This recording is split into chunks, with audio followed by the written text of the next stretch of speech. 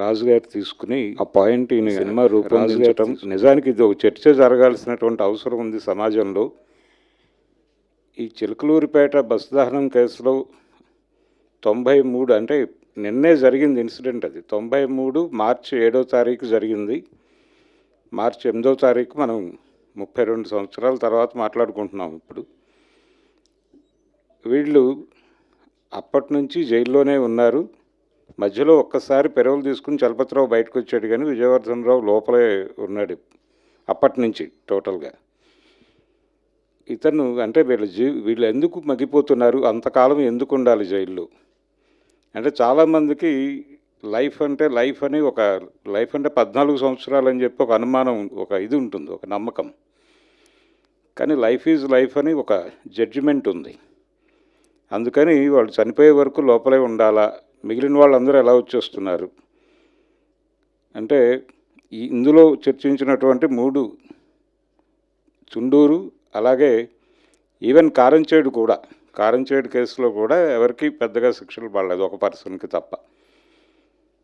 ఇలా న్యాయానికి కూడా కులం ఉందా అంటే కేజీ సత్యమూర్తి గారు దీని మీద ఒక పోయం రాస్తూ, చలపతి విజయవర్ధనరావుల గురించి ఒక పోయం రాస్తూ, అంటే వాళ్ళకు ఉరి శిక్ష పడింది. అప్పుడు ఉరి రద్దు కోసం ఒక ఉద్యమం జరిగింది. ఆ ఉరి రద్దు కోసం జరిగినటువంటి ఉద్యమం సందర్భంగా కేజీ సత్యమూర్తి గారు రాసినటువంటి ఒక పోయంలో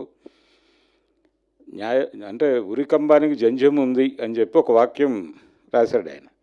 అది విపరీతంగా కదిలించినటువంటి వాక్యం. అంటే మనం కులం లేదు, అంతా ఏం లేదు అనుకుంటాం, కానీ ఇప్పటికీ భారతదేశంలో కులపరమైనటువంటి దోపిడీయే, కులపరమైనటువంటి అణిచివేతే నడుస్తోంది అనేది మనకు చాలా స్పష్టంగా అర్థం అయ్యేటువంటి కేసు ఇది, చిలకలూరిపేట. వీళ్ళు ఎందుకు అంతకాలం ఉన్నారు అంటే వీళ్ళ కోసం ప్రయత్నం చేసేవాళ్ళు లేక, మాట్లాడేవాళ్ళు లేక, అడిగేవాళ్ళు లేక లోపల ఉండిపోతున్నారు. ఈ మధ్యకాలంలో నేను చాలా సందర్భాల్లో అంటే ఆంధ్రప్రదేశ్ హోంమంత్రి గారు అనిత గారిని కూడా కలిసాం 2 సార్లు. అంతకుముందు హోంమంత్రులను కూడా కలిసాం. ప్రతి ఒక్కరూ పరిశీలిస్తామంటారు తప్ప ఎవరూ పట్టించుకోవట్లేదు. 93లో వీళ్ళు జైలుకి వచ్చినప్పుడు, రాజమండ్రి జైలుకి వచ్చినప్పుడు నేను వేరే కేసులో జైల్లోనే ఉన్నాను. అప్పుడు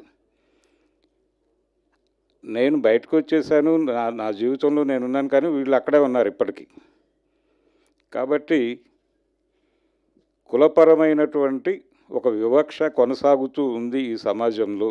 అంటే ఇందులో చూపించినటువంటి 3 కేసులు, చుండూరు, రెడ్లు చేసినటువంటి ఇది, తర్వాత కారంచేడు కమ్మ సామాజిక వర్గం నుంచి జరిగినటువంటి మాదిగల మీద జరిగినటువంటి దాడి, తర్వాత ఇది చిలకలూరిపేట, అలాగే జూబ్లీ అంటే శ్రీరాములయ్య సినిమా ఓపెనింగ్కి వెళ్ళినటువంటి మిక్కిలినేని జగదీష్ బాబు గారు కూడా చనిపోయారు ఆ ఇన్సిడెంట్లో. 5 జర్నలిస్టులు ఉన్నారు, వాళ్ళు కాకుండా క్రూ ఉంది. వీళ్ళందరూ ఆ బ్లాస్ట్లో చనిపోయారు. అక్కడ చంపటం అనేది ఇంటెన్షన్. మద్దెల చెరువు సూర్యనారాయణ రెడ్డి పరిటాల రవిని చంపటం అనేది ప్రోగ్రామ్గా, ఇంటెన్షన్గా అతను ఆ ల్యాండ్ మైన్ ఏర్పాటు చేశాడు. అయితే పరిటాల రవి గారి కారు కంటే ఈ మీడియా వ్యాన్ ముందుకు వెళ్ళి అక్కడ ఆ బ్లాస్ట్ జరిగి చనిపోయారు 26 మొత్తం. కాబట్టి ఆ కేసులో అందరికీ నార్మల్ లైఫ్ వేశారు. ఆ నార్మల్ లైఫ్ వాళ్ళు చేసేసి బయటకు వచ్చేసారు. అంటే విత్ రమేష్ను వాళ్ళు ఉన్నది గట్టిగా 7.5 ఏళ్ళు 8 ఏళ్ళు ఉండుంటారు, బయటకు వచ్చేసారు.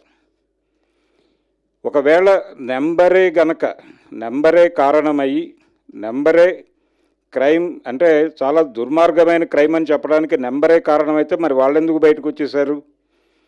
ఒక జడ్జిమెంట్ ఉంది. నేరం తీవ్రతని మనం ఐడెంటిఫై చేయాలంటే చంపిన విధానం తప్ప నెంబర్ కాదు అని. అయినప్పటికీ వీళ్ళు ఇప్పటికీ లోపలే ఉన్నారు. సమాజంని నేను రిక్వెస్ట్ చేస్తుంది ఏంటంటే, ప్రతి ఒక్కరూ వీళ్ళు ఎందుకు బయటకు రాలేదు అంటే, వాళ్ళు చేసింది తప్పు కాదని వాళ్ళు అంటం లేదు, తప్పే, మేము తప్పు చేశాము అని వాళ్ళు బాధపడుతున్నారు. కానీ జైలు డిపార్ట్మెంట్ అనేది కరెక్షన్ డిపార్ట్మెంట్ కదా, వాళ్ళు సంస్కరించబడి బయటకు వచ్చేయాలి కదా. ఎందుకు ఇంతకాలం జైల్లో పెట్టుకోవటం వలన ఏమిటి ప్రయోజనం? గాంధీ గారిని హత్య చేసినటువంటి వాళ్ళు కూడా 14 ఏళ్ళకి బయటకు వచ్చేసారు కదా. గోపాల్ గాడ్సే వీళ్ళందరూ, నారాయణ ఆప్టే, అలాగే గాడ్సే మాత్రమే ఉరిశిక్ష పడింది. మిగిలిన వాళ్ళు లైఫ్ చేసి బయటకు వచ్చేసారు కదా.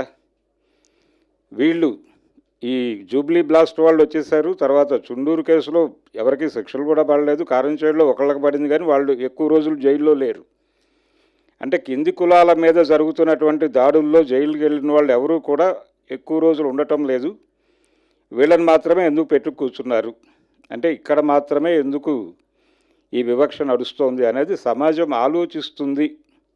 ఏదో రూపంలో సమాజంలోకి వెళ్ళాలి. నిజానికి చాలా అంశాలు మనకి తెలుగు సమాజంలో ఉన్న అంశాలు తెలుగు సినిమాలో రిఫ్లెక్ట్ కావడం లేదు. మొదటిసారిగా అలాంటి ప్రయత్నం ఒకటి జరిగింది ఈ సినిమా ద్వారా అని నేను అనుకుంటున్నాను. ఈ ఐడియా నేను చెప్పగానే దాన్ని రిసీవ్ చేసుకున్నందుకు రాజు గారికి ముందుగా ధన్యవాదాలు చెప్తున్నాను. నేను చాలామందితో చర్చించాను, ఇది చాలా కాలంగా ఇది ఒక సినిమా తీస్తే బాగుంటుంది కదా అని. ఏది ముందుకు వెళ్ళలేదు. ఇది ఇలా ముందుకు వెళ్ళటం అనేది నాకు చాలా ఆనందంగా ఉంది. ఇది నిజానికి సమాజంలో చర్చ జరగాలి. ప్రతి ఊళ్ళోనూ ప్రజా సంఘాలని వీళ్ళని కూర్చోబెట్టి, బాబు ఏమిటి పరిస్థితి, మనం ఇప్పటికీ జైల్లోనే ఉన్నారు వాళ్ళు.